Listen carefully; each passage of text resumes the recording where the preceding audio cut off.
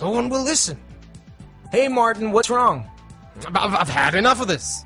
Every change I've suggested is knocked down.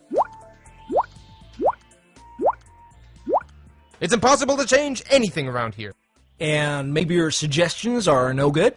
That's nonsense. You know why it happens. Everybody knows. It's because people resist change. Resist, resist, resist, resist.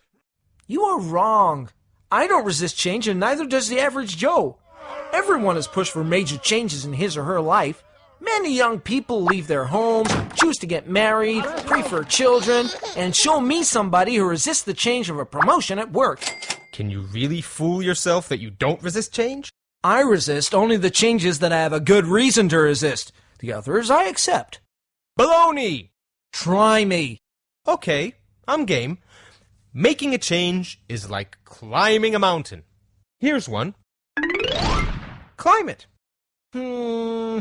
Don't think so. Haha, you see? You do resist change. I don't resist change. I resist this particular change because I don't have a reason to climb the mountain. I don't see the plus in the change. Well, what's a good reason for you? A higher salary, better health, or an improved relationship. Okay, I'll take care of your excuse. There's a pot of gold waiting for you up there. Is that good enough? Now will you climb? Nope. Point proven! You most certainly resist change. Of course I resist this change, and with good reason. See for yourself. Too much effort, too much time, too high a risk. It's perfectly logical. The minus of the change outweighs the plus of the change. Another excuse.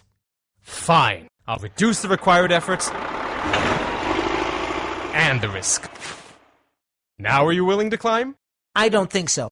Aha! I knew it!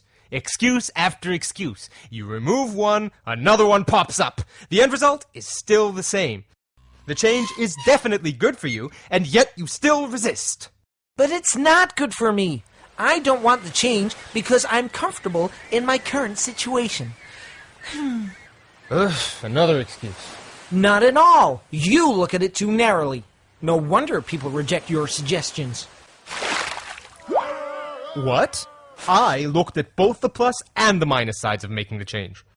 Yes, but you've ignored the pluses of not changing. I like my profession. I like the city I'm in. I like my style of living. I like my mermaid. But she cannot climb the mountain with me. You've just proved my point. Maybe you justified it logically, but at the end of the day, people will always resist change. They can simply declare that they have a mermaid, and there goes any chance of causing a change out the window. I'm not looking for excuses, but unlike you, I'm not in love with your suggested change. I'm more objective. Oh, so you're Mr. Objectivity, huh? The guy who only looks at the plus side of staying the same? Aren't there minuses as well? I guess there are. Think of situations that if things stay as they are, alligators will bite your ass off. Your firm may go bankrupt, or your spouse may ask for a divorce. Of all the nerve! Or your health will decline drastically. Aren't you fighting alligators? Constantly!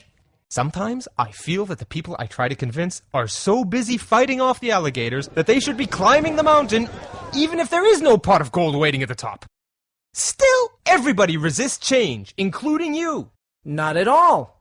Show me how the pot is large enough for me, and the teeth of my alligator are sharp enough, and my effort and my risk to change is not as big, and that I don't have to give up on a beautiful mermaid, then, I assure you, I will climb the mountain.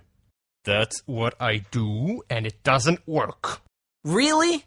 Have you ever tried to present all four sides of your suggestion? Let me ask you a more pertinent question. Did you figure out in advance what the pot is for the person you're trying to convince? Not your pot, but his or her pot. What is his or her crutch? What are the alligators and the mermaids for the other party? I guess not. There you go. Also, when you concentrate on one aspect, and the other person concentrates on another, you are bound to miscommunicate. Looking at all 4 factors and doing it from the other party's perspective sounds like a lot of preparation. Are you sure it'll pay off? Not if you believe that people are programmed to resist change, or any change. I guess I'll never know unless I give it a try. I'll let you know how it went. But Paul, I see how it might work for convincing an individual, but it won't work when trying to introduce a full-scale organizational change, with the collaboration of so many people is needed. Yes, it will, as long as you recognize that for different individuals, each of the 4 elements might be vastly different. A lot more work, but who said that changing an organization is easy? Ellie Goldratt, the person who wrote The Goal, shares his experience on how to change a whole organization in his new book, Isn't It Obvious?